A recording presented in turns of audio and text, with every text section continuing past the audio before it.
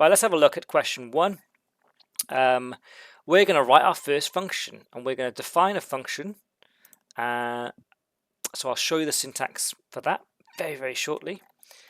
And I'll explain what a function actually is as well, and why there are a couple of subtle differences between what we would usually do when we're outputting stuff, or we're interrogating our scripts using something like a print statement, and what on earth is this return statement, which we're actually going to use to replace the print statement. So we'll cover that as well very, very quickly.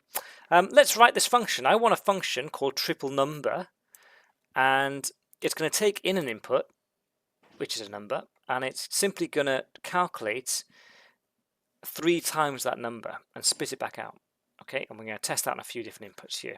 Okay, so just a quick comment on the syntax. So this is, whenever I see anything like this with the brackets and a value inside the brackets, you should probably recognize that by now as something which does something in Python, and increasingly we're going to start calling things that do something functions, right? And we can write our own functions as well. Isn't that great? So I know you've used things like print, that's a function. If you use the math module and you did math.mean or something like that, open brackets, close brackets, that's a function. Actually, confusingly, they sometimes call that method if it's associated with another class or something like that. I don't want to get into that right now. We'll call them functions for now, okay? So anytime you've got open brackets, chuck in a value, and this placeholder for what we're putting in, this x, we call them parameters, okay? So it doesn't have to take just the one. It can be 1, 2, 3, 4. You can take in lots and lots of different parameters. They don't just have to be numbers. They can be strings, booleans. They can be other functions as well, okay? Well, that'll blow your minds later. Okay, let's answer this question. Let me get up the Visual Studio Code here.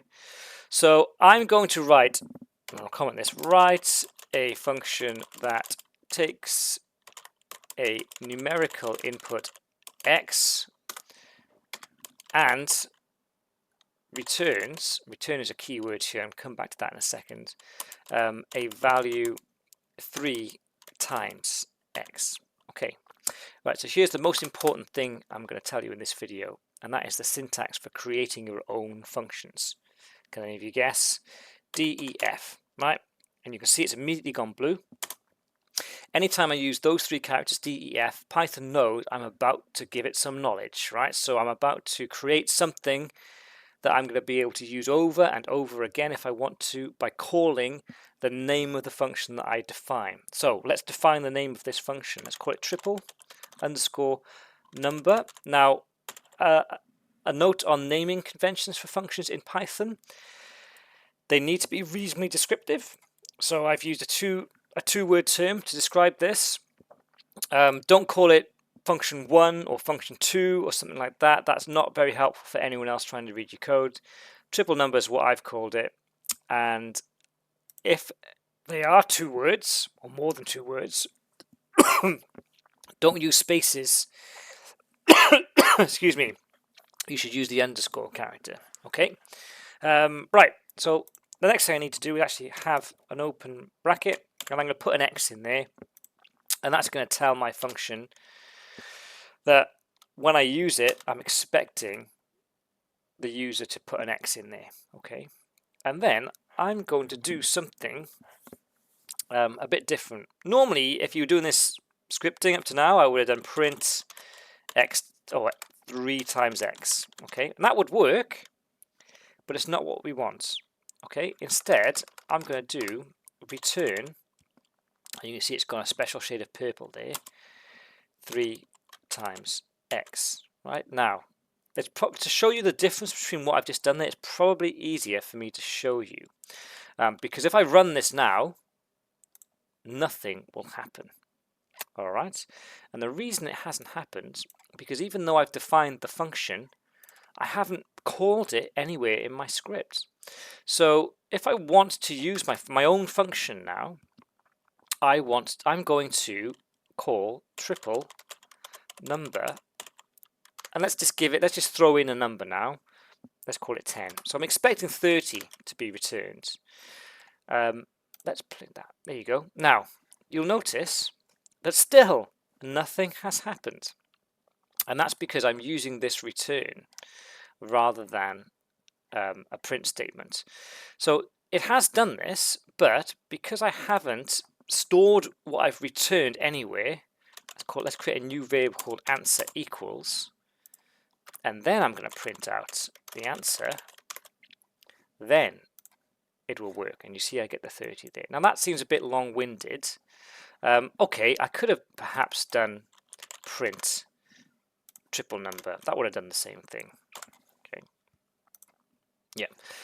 So it seems a bit long-winded, but actually it's not, because truthfully, we very rarely print stuff out in our code when we start to get multiple lines of code, because we don't really care. As long we care that it does the calculation and we're satisfied that it will do that in the background, and then we'll go and do something else. So what the most important thing is, the difference between the return and the print statement, is the return allows it to be saved to another variable.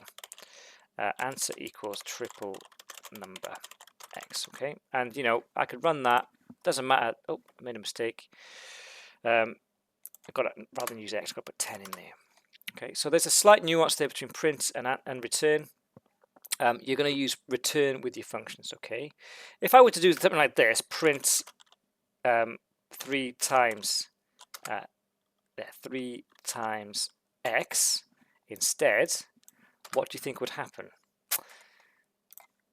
It would give you the same thing. However, if I were to print out answer afterwards, it would do nothing. It won't have added anything into my new variable. Okay, so even though it's actually done the print statement, it's returned none. Okay, so you can still print within the function, but you still have to return the value. Or return. Okay, right, so I'm really laboring this point about using the return statement here. Okay, all right, I have solved question 1. Let's go and take a look at question 2.